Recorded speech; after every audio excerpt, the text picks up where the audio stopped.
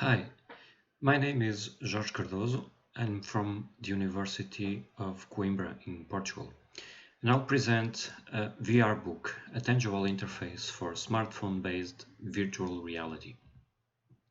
I'll start by motivating this work and then describing the prototypes that we implemented, and then talking a bit about the evaluation and finally concluding. So, we all know that interaction in virtual reality is still mostly accomplished through handheld controllers, which essentially impose rather arbitrary mappings between users' actions in the physical environment and the associated system's response in the virtual environment. Controllers also provide a low-quality haptic experience because users are constantly grabbing the same physical object, regardless of the virtual object being manipulated.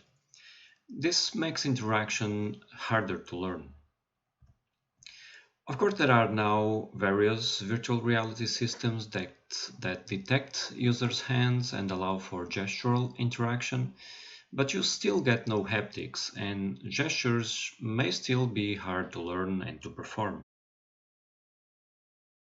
Being able to physically touch and feel an object is important, even in VR.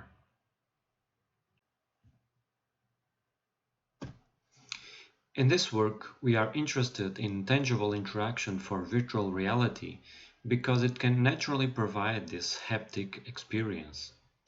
In addition, we are interested in tangibles that are easy to create, cheap, and accessible to anyone.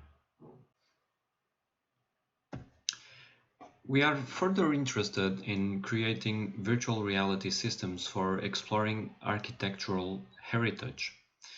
In a different project, we are developing a virtual reconstruction of a monastery as it was in 1834, and we want the output of that project to be accessible to non-professionals in walk up and use scenarios such as a museum or during a guided tour. In these situations, people usually don't have the time to learn how to use the system, and they may have little previous experience with virtual reality. So we started to explore marker-based passive tangibles that could be used in smartphone-based virtual reality and be detected by the smartphone's camera. These tangibles don't need any additional hardware, and they are fairly easy and cheap to create.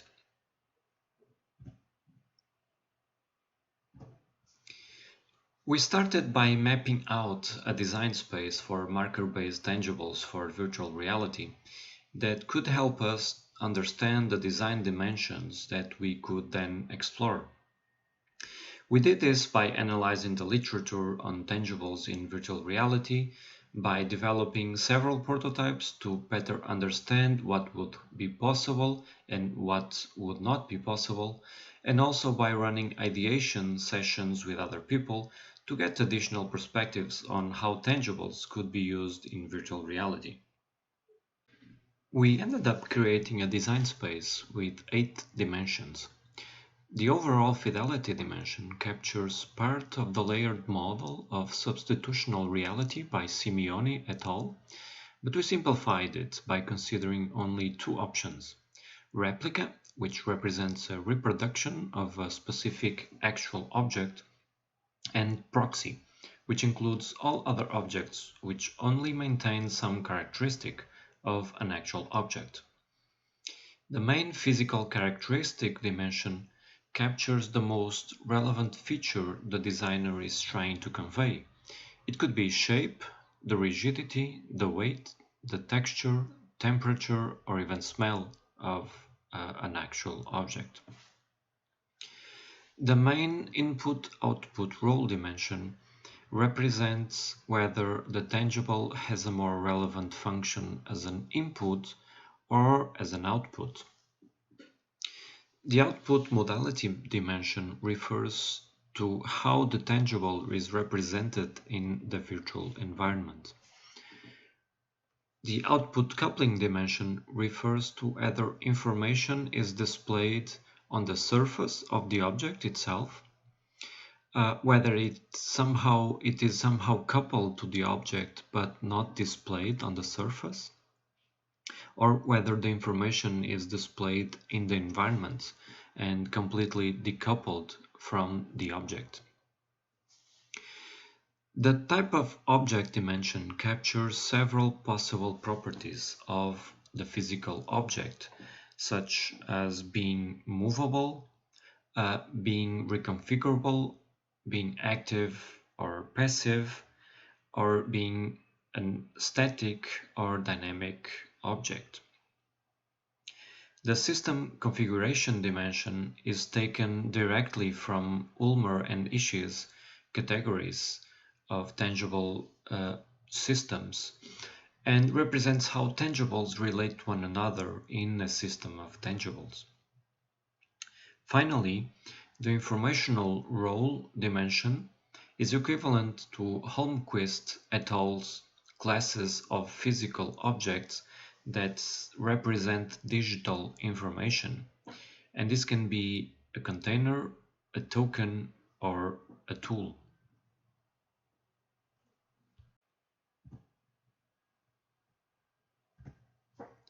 We eventually settled on the form of a book for tangible interaction because it is a familiar object that can be used inconspicuously anywhere. We created several prototypes, but essentially the book is composed of a few cardboard pages with visual markers to identify the pages. Some pages may have additional markers for interactive features, such as portals or slides, for example. For the implementation, we used the A-Frame web-based virtual reality framework and the AR.js component for detection of markers. In a first prototype, we focused on simple page flipping interactions, where users could essentially flip the pages to see the contents. In some pages, there were videos that would play automatically as the page was opened. We also added portals that users could go through by moving the book towards their eyes.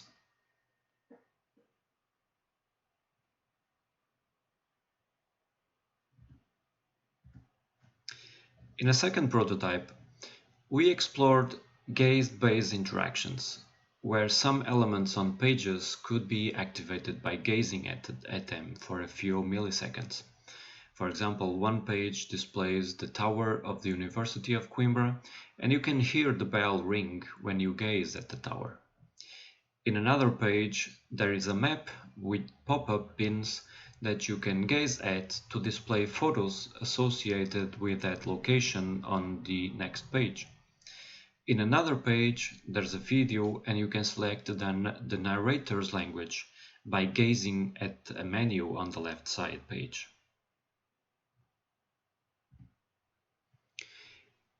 In a final prototype, we tried to push a bit more on the limits of what we had implemented before. And this prototype was implemented after user feedback that I will describe later. As a very simple way to represent virtual hands, we applied markers on the hands of the user. We also implemented content browsing with a gesture slider where users would make a sliding gesture over markers on the bottom of the page. We also implemented a tangible slider where users would physically pull a strip to move through page content. We also implemented a variation on the portals, so we implemented detachable portals, and these were markers that could be detached from the book and brought closer.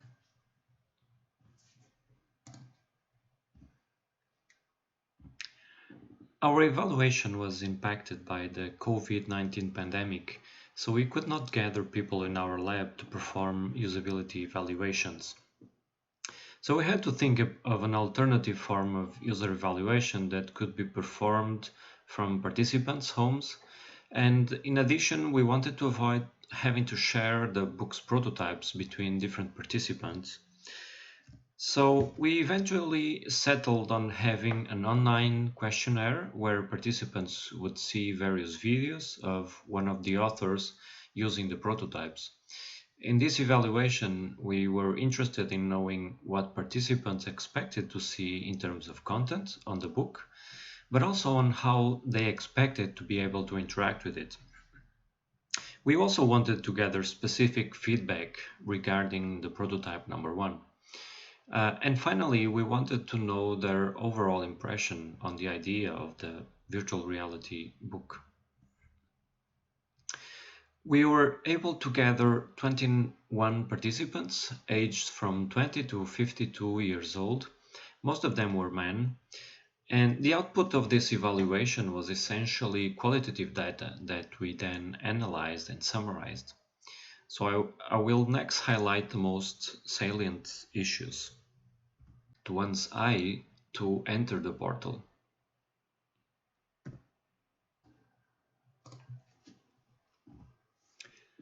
About the expectations regarding content and interactions, many participants mentioned it would be interesting to have dynamic content on the book's cover, for example, video and animation. One participant, for example, mentioned it would be interesting to have the author of the book presenting the book itself on a video. One participant mentioned it would be useful to display content outside the book in the environment. And we actually explored this in the third prototype, but we did not assess this feature yet. There were also suggestions about having different ways to control video reproduction, with gestures, touch, and even voice commands. One participant mentioned an interesting idea of shaking the book to change the video, for example, and this interaction could probably be used in other interactive features. Another idea was to have touchable areas in the book to trigger interactions.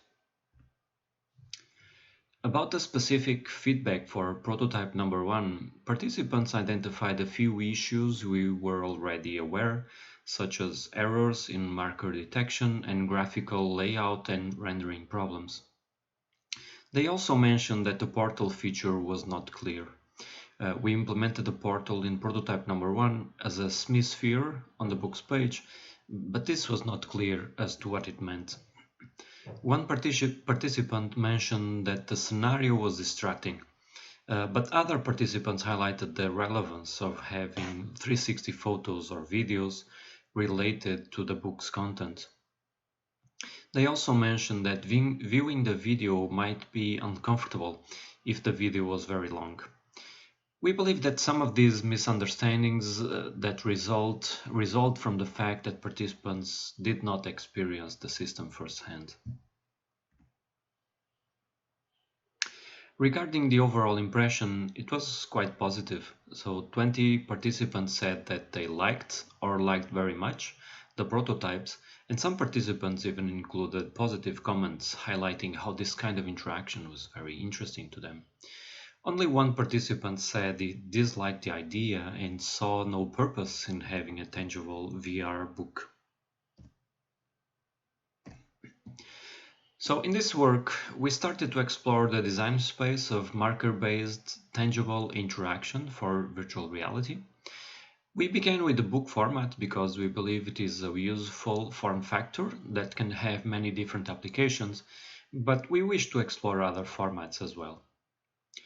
Marker-based tangible interaction is a cheap and accessible solution for smartphone-based VR, and we of course acknowledge the limitations of our initial evaluation, but we still believe that the results are promising and worth continuing this line of work.